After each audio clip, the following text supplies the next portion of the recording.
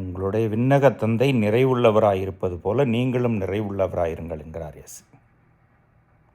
அந்த நிறைவு புனிதத்தை சார்ந்தது, முடிவில்லா வாழ்வை நோக்கியது. அதற்கு மன்னிப்பதும் விட்டு கொடுப்பதும் இறங்குவதும் மிக மிக முக்கியம்.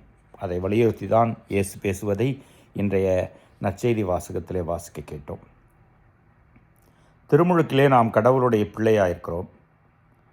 ஒவ்வொரு திருவுருட்சாதனத்தை பெற்றுக்கொள்கின்ற பொழுதும் அந்த உறவை புதுப்பித்து பலப்படுத்திக் கொள்கிறோம். முதல் வாசகத்திலே மோசே மக்களுக்கு நிறைய அறிவுறுத்துகிறார். நீங்கள் கடவுளுடைய பிள்ளைகள், கடவுளுடைய மக்கள் இனம், உங்களை முதன்மைப்படுத்துவார். நீங்கள் செய்ய வேண்டியதெல்லாம் சட்டத்திட்டங்களை கடைபிடிப்பது மட்டும்தான்.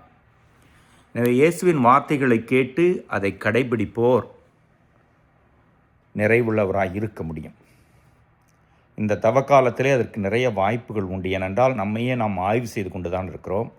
அந்த ஆய்விலேயே தவறுகள் இருந்தால் திருத்திக் கொள்வோம். புண்ணியங்கள் இருக்கிற பொழுது அதை பெருக்கிக் கொள்வோம். ஒவ்வொரு நாளும் இந்த ஆய்வு செய்து நாம் செய்கின்ற வேண்டுதல், ஜெபம், தான தர்மம் இதையெல்லாம் சேர்த்து நம்மையே உருமாற்றிக்கொள்வோம்.